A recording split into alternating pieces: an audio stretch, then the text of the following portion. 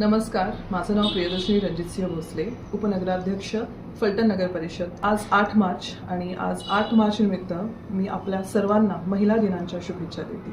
महिला दिन हा आपण म्हणतो महिलांच्या आयुष्यातला ही खूप महत्त्वाचा दिवस आहे, पण तो फक्त आजच नसावा तर तो पूर्ण वर्षभर असावा असं मला वाटतं। कारण की आपण कार्यरत वर्षभर असतो, वर्षभर एक मुलगी, आई, बहीण, आजी अशा सर्व ड्युटीज आपण पार पाडत असतो।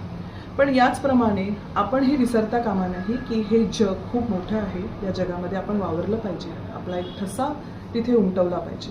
आपण जशी काही उदाहरणं घेतली, इंदिरा गांधी असतील, सावित्रीबाई फुले असतील, मदर तेरेसा असतील, ज्या आपल्या आयुष्यातला जो त्यांनी वेळ आहे तो वेळ हा समाजकारणासाठी दिला, त्यांनी काहीतरी बनवून दाखवलं, त्यांच्याकडून आपण हे इन्स्पिरेशन घेतलं पाहिजे आणि हे आपल्या आयुष्यामध्ये सुद्धा आपण अंमलात आणलं पाहिजे। त्याचप्रमाणे मला असं वाटतं की आपण बाहेर गेलो, कार्यरत राहिलो, आपली एक इमेज बनू शकते आणि ही इमेज आपल्या स्वतःच्या फॅमिलीसाठी असू दे, आपल्या सोसायटीसाठी खूप गरजेची आहे। कारण की फॅमिलीमध्ये जेव्हा आपण असतो, आपण एक महिला म्हणून आपल्याला एक रिस्पेक्ट मिळतो, तेव्हा मला असं वाटतं की आपण खूप गोष्टी चांगल्या पद्धतीने करू शकतो। तसंच बाहेर पडताना मला असं वाटतं की महिलांना जे चॅलेंजेस फेस करावे लागतात, फॉर एक्झाम्पल असं सिक्युरिटी असेल तर सिक्युरिटीसाठी सुद्धा काही गोष्टी आपल्याला सुद्धा, आपण आता समजा मी नगरपालिकेमध्ये कार्यरत आहे तर त्याचप्रमाणे नगरपालिकेमध्ये झालेल्या भरपूर गोष्टींमध्ये आमच्या मीटिंग्समध्ये सुद्धा अशा चर्चा झालेल्या आहेत की महिला सक्षमीकरणासाठी महिला बालकल्याण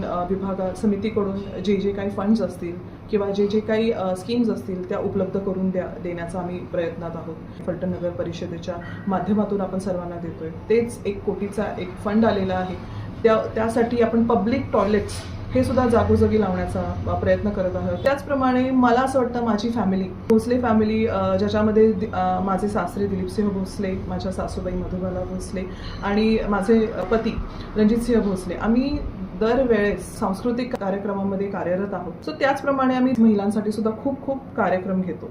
तर याच अनुषंगाने आता जर तुम्ही बघितलं असेल तर आपण मिस अँड मिसेस फलटण हे 14 तारखेला ब्युटी पेजंट रन करत आहोत आणि त्यामध्ये ज्या पण काही माहिती असतील तर तुम्ही महाराजा आयकॉनमध्ये जाऊन घेऊ शकता। कारण की याच्यामध्ये सुद्धा एक तुम्हाला सक्षमीकरणाची एक उमेद दिसेल आणि त्याचप्रमाणे तुमचं एक नाव मोठं होण्यासाठी प्रयत्न राहील। तर अशा सर्व गोष्टी ज्या आहेत, या सर्व गोष्टीच्या अनुषंगाने मला असं वाटतं की महिलांनी कार्यरत राहावं, पुढे जावं।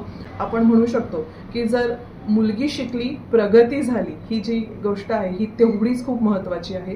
कारण की जर मुलगी शिकली तर तुमचा देश पुढे जाऊ शकतो। अनुषंगाने महिला दिनाच्या सर्वांना खूप शुभेच्छा।